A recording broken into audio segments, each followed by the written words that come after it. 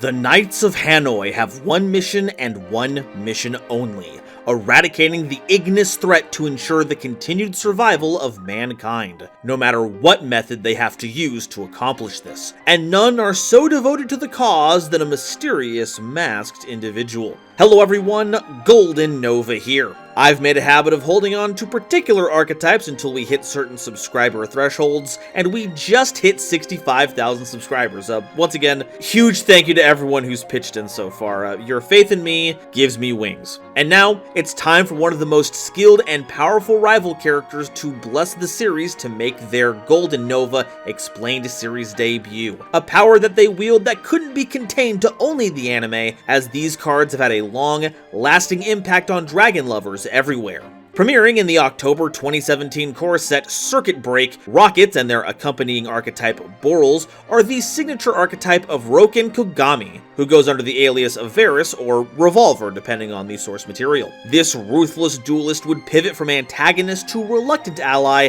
as some of the Ignis go rogue and actually do become a threat to humanity. You gotta love it when the bad guys get some vindication, huh? And as the threats grew, so too did his power, giving duelists a taste of their explosive might, and now it's time to introduce you to his arsenal. So get ready to send your opponent off with a bang. It's time for Revolver Explained.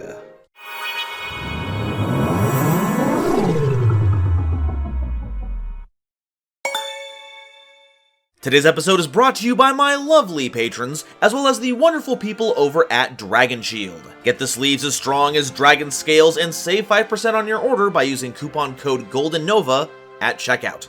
So what's the deal with Rockets? Well, they're a series of dark dragon monsters, mostly, that have a great affinity for Link summoning, but they also come with a couple of funny quirks. Many of them have an effect that triggers when targeted by the effect of a Link monster, which provides some kind of utility, as well as destroying the Rokket monster in question. Which is just as well because those same Rokket monsters have effects that trigger during the end phase that summons a different Rokket monster. And that works out very well with our Boral Link monsters because they do a lot of targeting of our own monsters that can trigger those effects, analogous to loading up Rokket bullets into your Boral barrel, with the additional Rokket summons acting as a reload of sorts. Now, an important thing to note about the Link targeting effect of our Rockets, which I'll be calling gunfire effects for the remainder of the video to keep things concise, is a quick effect that misses timing. If you're familiar with how Thunder Dragons work, it's kind of like Titan. This means there's a window between when your Link monster targets your Rokket and when it resolves, where your opponent can do just about anything to prevent the trigger from happening. So while the effect works with any Link monster targeting, you'll see that the Borals are very well equipped to facilitate them. First up, we have Anesta Rokket Dragon, a level 1 monster with 0 attack and 2200 defense, and its gunfire effect makes a face-up monster on the field unable to attack. Also, its effects are negated. These debuffs are permanent, and it does not target, making this one of the strongest tools out there for blanking an opponent's monster and taking it out of the fight. But really, what did you expect? That vial is bigger than that thing's whole head. If that thing is even just dog-sized, that's enough anesthetics to knock out 2 elephants. Rokket Synchron is a level 1 tuner monster with 0 attack and defense, and when this card is normal or special summoned, you can target a level 5 or higher dark dragon monster in your graveyard and special summon it in defense position. Its effects are negated, and it's destroyed during the end phase. Also, you can't special summon monsters from the extra deck for the rest of the turn, except dark monsters. While Rockets are known for their Link aptitude, Varus has also dabbled in all the other summoning methods, and this is our gateway into synchros. The fact that we can only summon really high-leveled monsters does mean we can't combo this with our tiny Rockets, but it does pair well with a monster we'll cover way later in this section. Honestly, the summon restriction isn't even that bad either. Once again, being limited to dark monsters is like having a rack full of weapons and only being limited to using all the guns. All things being equal, you're getting away with a crime. The only big problem is that this has to use your normal summon to use the effect. While this does still make a good special summon as a level 1 tuner, its effect will only activate on normal summon, so the rest of your cards are going to have to rely on your effects to summon them. But we should probably keep this away from Yusei. If he finds out a Synchron is missing from the family, he's going to go ballistic. Shell Rocket Dragon is a level 2 monster with 1100 attack and 2000 defense, and the gunfire effect of this card destroys a monster in the same column that this card was in, and if you do, destroy any monsters in that card's adjacent zones. So if you got a feeling that this was a shotgun shell, then you were right on the money. This has the potential to really tear up a field, but it's one of the few that actually requires you to think about what zone you summon this in, because this does interact with column play. If Shell Rocket isn't opposite a monster, it basically won't do anything, which is both very accurate and inaccurate. Like, yeah, you need to aim at least a little bit when using firearms, but shotgun should be like the least aim reliant of all of them, so I guess it's a flavor failure? I'm not trained with firearms. Our next two monsters are actually pretty similar. Auto Rocket Dragon is a level 3 monster with 1600 attack and 1000 defense, and its gunfire effect sends a spell or trap card on the field to the grave. Meanwhile, Magna Rocket Dragon is a level 4 monster with 1800 attack and 1200 defense, and its gunfire effect sends a monster on the field to the grave. They don't target, which is nice, and they don't destroy, they just send, which is very good at avoiding a lot of protections. The big benefit about non-targeting removal is that your opponent will be forced to use any of their cards they're afraid you might get rid of, otherwise they'll lose them forever. And if they do activate anything that doesn't need an immediate answer, you can just redirect your effect to another card. But it's a lot of hoops to jump through to just get rid of a single card each. These certainly aren't auto-includes, and I wouldn't even say that they're the theme's magnum opus. Metal Rocket Dragon is a level 4 monster with 1700 attack and 1400 defense, and its gunfire effect destroys all of your opponent's cards in the same column that this card was in. So like with Shell, Metal here needs to be properly positioned to make use of its effects, but we operate on a different axis. Literally. While Shell only works across the monster line, we can hit the back row as well, though because people are still mentally scarred by Mech Knights, getting a sweet 2-for-1 off this will be a rarity. Based on the matchup, you might also be able to hit a monster in the extra monster zone and the main, and if you're really lucky, you can get a back row hit as well. How's that for being a straight shooter? That is of course a joke, no one in Vrains is straight.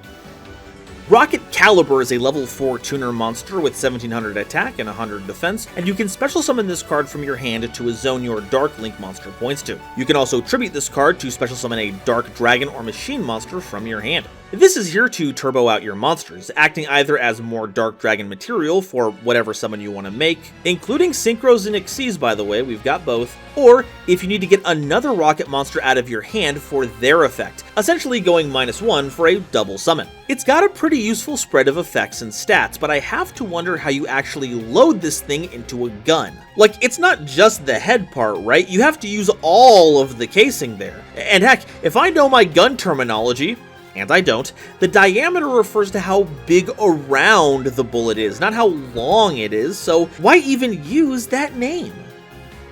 Rocket Coder is a level 4 Cybers type monster, a bit of a swerve, with 1700 attack and 300 defense. If this card would be used for the link summon of a Boral monster, you can treat it as a dragon monster. If a Cybers monster you control would be used as link material for a Code Talker monster, this card in your hand can also be used as material. And if this card you control would be used as link material for a Boral monster, a dark monster in your hand can also be used as material. This is one of those crossover monsters between pro tags and their rivals, so if Playmaker and Varus had a baby, this is what they'd look like. And you're welcome, shippers. Happy Mpreg, by the way. If you've played a Code Talker deck before, you may be familiar with the effect that lets you use link material from your hand, so it's a lot of the same going on here. The spin is that now you can do something similar with Boral monsters, though instead of this being used from the hand as material, it lets you use another monster in your hand as material once you get this onto the field. And because it can be treated as a dragon for Boral summons, it's very useful for making quad Boral specifically. Most of the other Boral monsters will actually let you use this as material anyway. Good attention to detail though, not so good when it comes to the fashion sense. I mean, sure, it looks good in this photo, but you try walking around in knee-high boots that don't actually fit to you and we'll see how far you go. Rokket Recharger is a level 4 monster with 0 attack and 2100 defense, and if any number of dark monsters you control that were special summoned from the extra deck are destroyed by a battle or artifact, you can send this card from your hand or field to the grave, then target one of those destroyed monsters to special summon a dark monster from your grave with a different original name than the targeted monster. And while you control a dark monster special summon from the extra deck, your opponent's monsters can't target this card for attacks. So it's a reactive monster reborn that summons something other than what was destroyed, which, if you have a good spread of monsters in your grave, can get you something pretty big. And I do like that there's no strings attached on that summon. It doesn't negate, there's no post-summoning banish, no nothing. As a Rokket you can summon at the end of your turn off of one of your floating effects. It's not terrible, but it's not really great either. And as far as I'm aware, guns are pretty self-contained devices. If you have to plug it in and recharge it, then it's not a gun, it's a cyber gun, which, oh, actually, that makes a lot of sense considering the setting. Never mind, move along. Rokket Tracer is a level 4 tuner monster with 1600 attack and 1000 defense, and as a quick effect, you can target a face-up card you control to destroy it, and if you do, special summon a Rokket monster from your deck, except a copy of this card. Also, you can't special summon monsters from the extra deck for the rest of the turn, except dark monsters. This is probably the most played Rokket monster in the game, seeing a lot of play both in pure builds and in the infamous Dragon Link pile. It's very accessible. It turns any card into a Rokket while triggering their effects if you destroyed one, and then pivot to a bunch of different extra deck monsters. The amount of combos this can contribute to could fill a video all its own, giving you all the tools you need to wipe away your opponent's board without a trace. Silver Rokket Dragon is a level 4 monster with 1900 attack and 100 defense, and its gunfire effect lets you look at your opponent's extra deck and banish a card from it. This had a lot of hype when it was revealed as part of the new Rokket structure deck, and it makes sense. Any effect that allows you to pick apart your opponent's extra deck while looking at it is going to be highly valued, and if you're playing pure Rokket, yeah, this is a pretty good effect to trigger. But in the larger Dragon environment, it doesn't quite see as much play. It turns out it's better to advance your own game plan than trying to stifle your opponents. And, you know, that's probably for the best. It wouldn't be good for a bunch of these decks running around with an accessible silver bullet. Speed Burst Dragon is a level 6 monster with 2400 attack and 600 defense, and when you take effect damage, except during the damage step, you can special summon this card from your hand, then inflict damage to your opponent equal to the damage you took, and if you do, gain life points equal to half the damage you inflicted. And when this card is tribute summoned, you can add 2 Rokket monsters with different names from your deck to your hand. That's a pretty swell effect. It's a good tribute summon effect, but you can also special summon it from your hand under certain conditions so it doesn't clog your hand too much. Still probably a bit too clunky to see real play, but hey, it's putting in the effort. And if you're up against a lot of burn strategies, you'll have a bullet with their name on it. Preferably 12 of them if we get to use all the ones on the shoulders.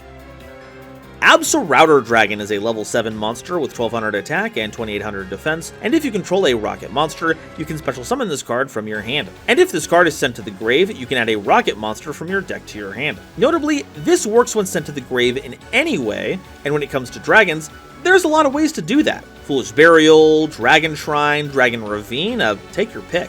It's also one of the best cards you can summon out with Rokket Synchron, because that gives you the material for a level 8 Synchro monster and gets you another search for a follow-up. And because you can have it leap out of the hand if you have a Rokket, it's also really good for helping you climb the Link ladder. This was a huge update for the theme, even in decks that just splashed Rockets. Now all we need is a good Absolmodem Dragon and we'll be all set with the internet. Exploder Rokket Dragon is a level 7 monster with 2000 attack and defense, and its gunfire effect deals 2000 damage to each player. That's a pretty big chunk and can close out a game at the drop of a hat if you're aggressive enough.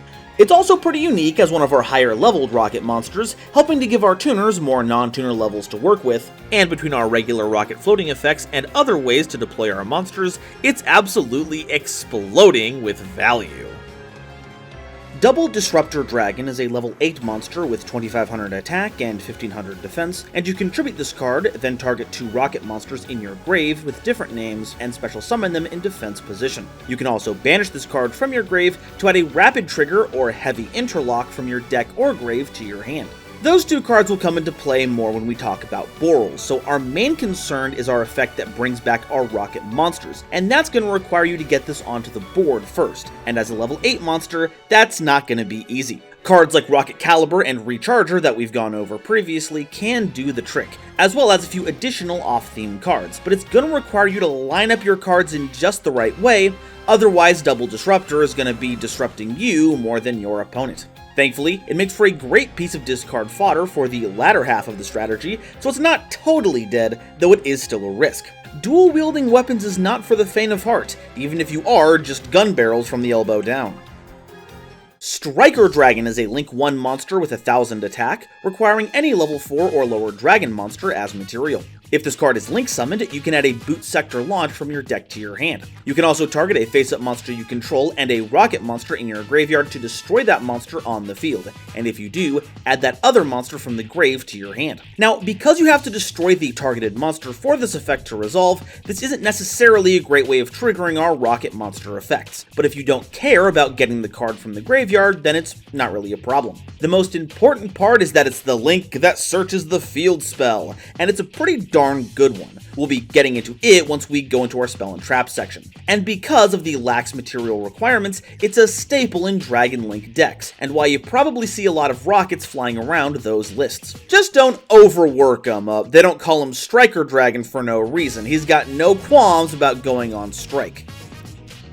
Booster Dragon is a Link 2 monster with 1900 attack, requiring 2 rocket monsters as material. Once per turn, you can target one other face-up monster on the field, and it gains 500 attack and defense, and your opponent can't activate cards or effects in response to this effect's activation. If this Link summoned card is destroyed by battle or card effect and sent to the grave, you can target one other dragon monster in your grave and special summon it. Booster is a preview of what we'll see with Boral monsters down the line. By keeping your opponent from responding to your effect, it'll ensure that the rockets will have room to activate their own effect, so you can either use Booster to amp up another monster, or load up your rockets for their gunfire effects. And then, you get to float into another dragon when this gets destroyed, so if you don't get the chance to link this off, at least you get something back. It's a real booster shot for the theme.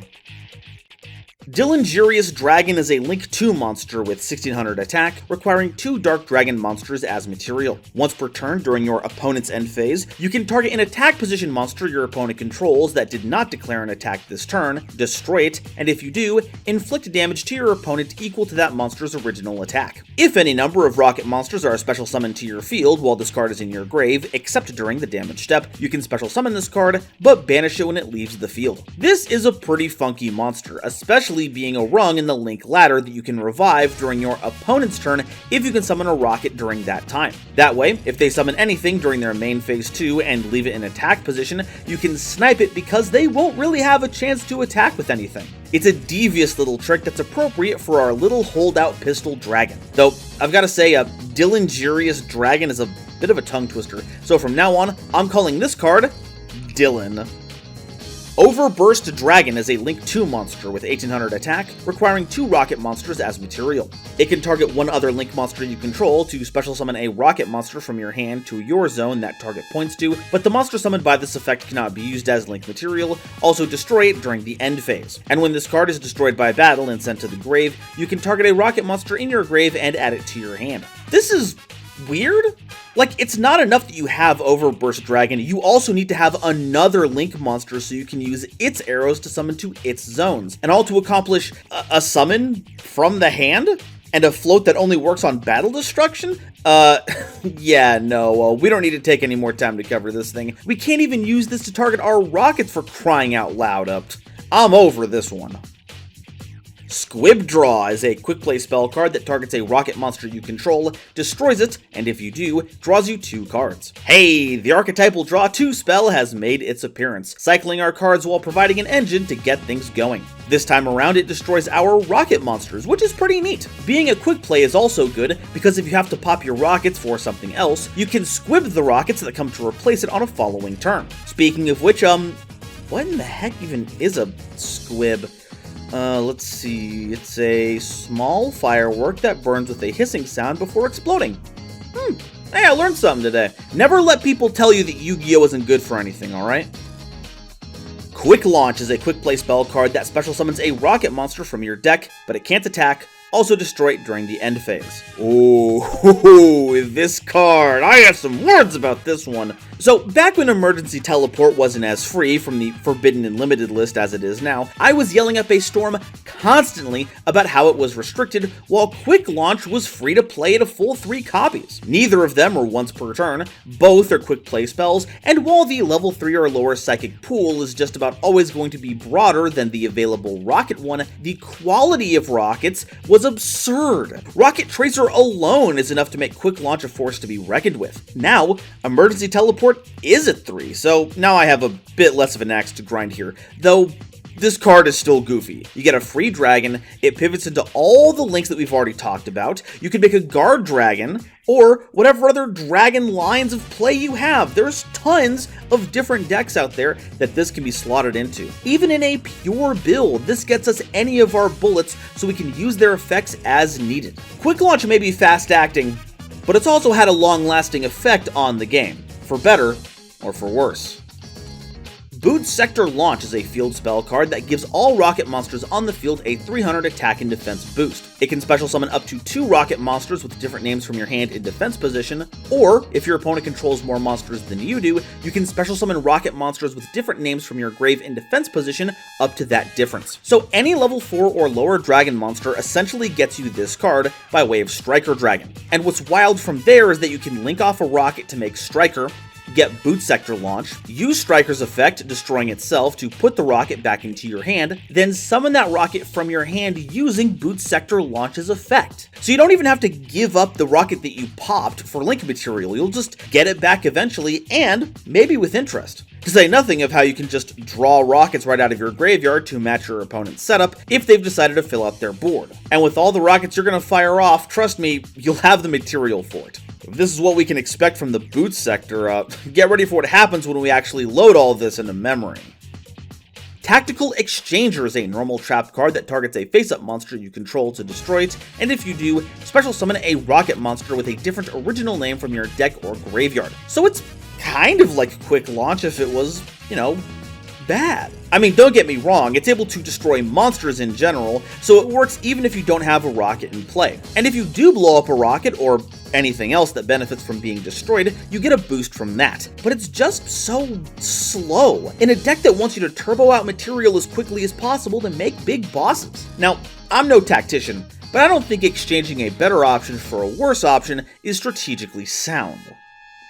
Link Turret is a continuous trap card that, when activated, places 4 counters on it. Each time you take battle damage, place a counter on this card, and during your main phase 2, you can remove a counter from this card, then target a rocket monster in your grave and special summon it, but its effects are negated. Also, it's banished when it leaves the field. But you can't special summon monsters from your extra deck the turn you activate this card, except Dark Link monsters, even if this card leaves the field. Now, you'll notice that this does not have a once per turn clause on it, so we have a continuous trap card that gets you 4 rocket revives, at least. Anytime your opponent hits you, or you crash a monster into them, you get another counter for another revive. Now, this is balanced out by the fact that the monsters get banished when they leave the field, so you're not able to just reborn the same monster over and over again, unless you have some other effect that assists with this. But that's still a lot of material to work with should your grave be stocked enough. I would say that makes it worth the delay, though since you can only summon the monsters during your main phase 2, you'll have to wait an opponent's entire turn cycle and after a battle phase of your own to even deploy this. It's wild how good of an effect this is, and is still not playable because of that delay, but I guess that's just the nature of the game.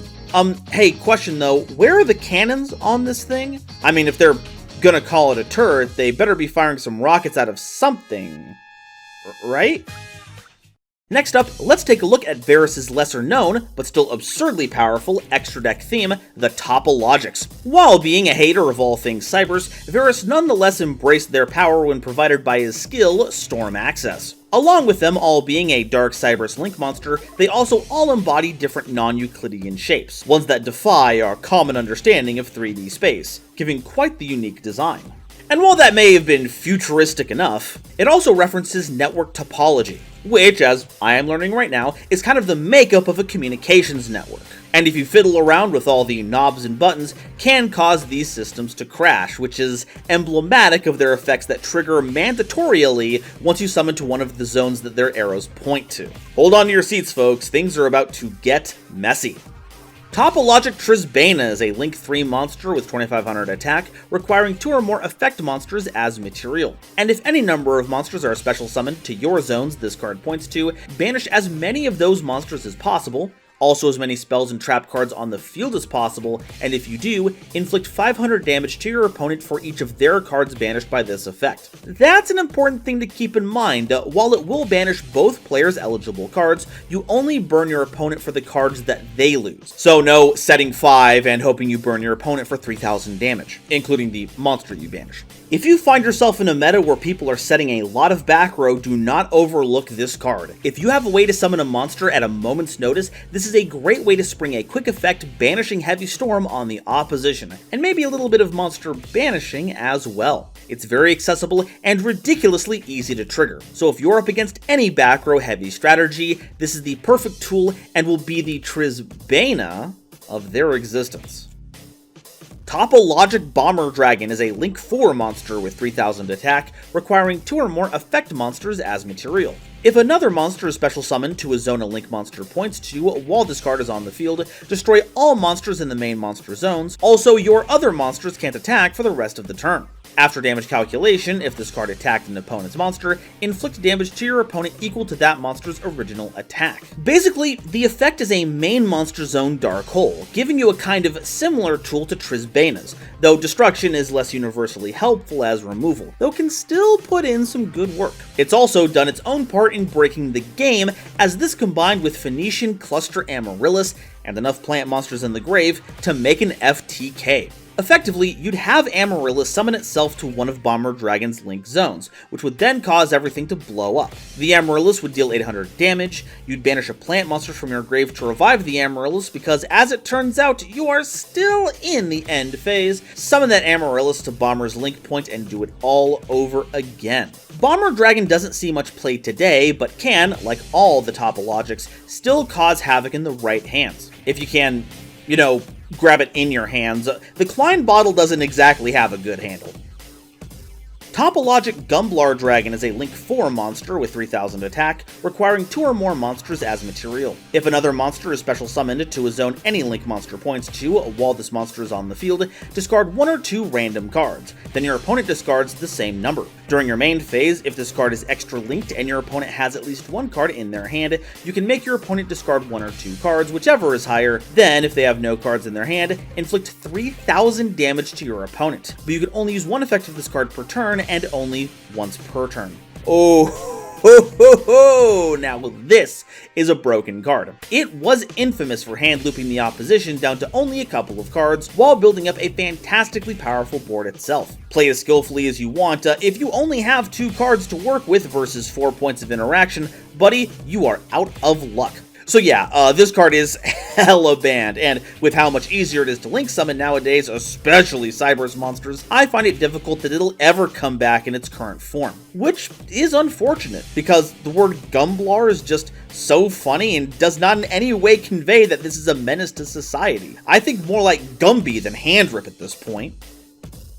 Topologic Zeraboros is a Link 4 monster with 3000 attack, requiring 2 or more effect monsters as material. You can't summon or set monsters to extra monster zones that this card points to, preventing us from using this card to make a V-Link, unfortunately. And it gains 200 attack for each banished card.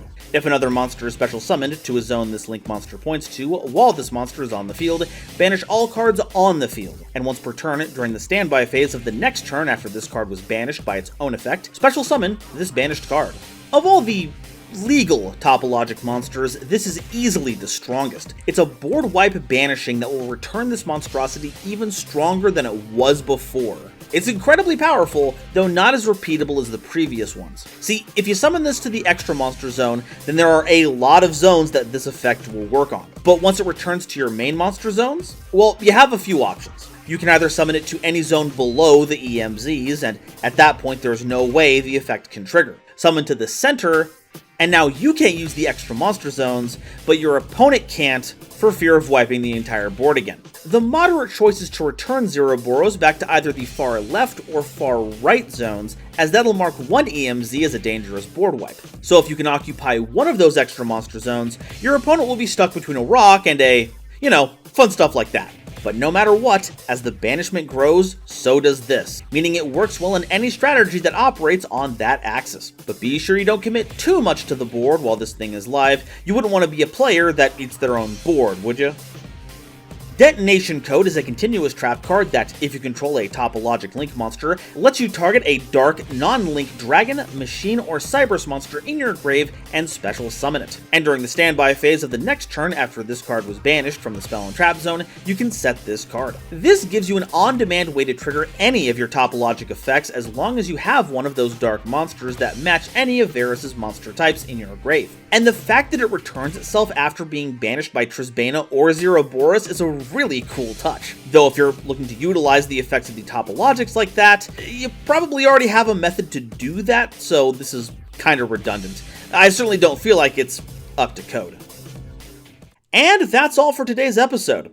Varus Explained has just begun, so make sure you hit that subscribe button, because next time we're going to be covering Varus' various Boral monsters, as well as his revolving door of dark dragons and machines that make up the rest of his roster. Today's episode is brought to you by my lovely patrons, as well as the wonderful people over at Dragon Shield. Get the sleeves as strong as dragon scales and save 5% on your order by using the coupon code GoldenNova at checkout. And speaking of those lovely patrons, I'd like to give them a thanks right now. This month's Quasar Commander is Upstairs Media, Nebula Navigators are Third Dynasty, 50 Gigabits, Ada Basilisk, Adam Zajdel, Owexatowi Hime, Anansi Dragon, Ancient Wizard, Andrew Newman, Kane Senpai, Chibi Gohan, Christopher Fuss, Clockswork, Comrade Copperbottom, Emony Chan, Eric, Frankie, Garland Chaos, Green Knight, Gloomba 331, Great Big Pillock, Groog, Hairbear, Harry the Ominous Benefactor, Howling Zangetsu, Iron Zero, Iskander 711, Carp, Leo 458, Mana Charge, Marion James E. Picata, Megacombi, Millennia Asta, Mern, Nathan Vig, Natiel Lee Alexander, Orozco 09096, Panther J, Rebel King Lucifer, Red Eyes Jackalow, RJ the Jank Monarch, Sammy Haim, Serenity Towns, Skybuster Leo, The Critic of Innocence, Thievery Coast and the Wizard Moose, Cosmic Crusaders Ariel Kersey, Baron von Titty Sprinkles, Beelzephyr, Beluga Master, Blitzwolf, Borger with a Shotgun, Chaz Ghost, Childish Lamar, Dr. Reaper R.I.P., Drachenwald, Eki Bullock, Eva Padilla, Hike Boyagian, Herbal D, Ignis Heat the True Draco Slayer, Inblink, Kale the Dragon, Kevon Public, Lobomaru 02, Manga Pages, Marluxia's a Girl, Matt Simmons, McSpoofy, Michael Shimabukuro, Night Trummo, Nyx, Obsidian, Shizuka Nijimura, Sophie, apparently, Stephen Williamson, Taylor Seymour, The Legendary Raven, The Phantom Knights of Shitted Pants, The Pokemon 52, Tiger X2476, Visor KG, Zeldreka and Zalus, as well as the wonderful Starlight Explorers you see on screen now. If you liked what you saw and want to help me in my journey to cover all of Yu-Gi-Oh's archetypes, get my videos early, be a part of these credits and other awesome perks, it would mean the world to me if you would check out the links to my Patreon in the description or consider joining as a YouTube member. Thank you all so much for watching, and I'll see you next time. Bye-bye.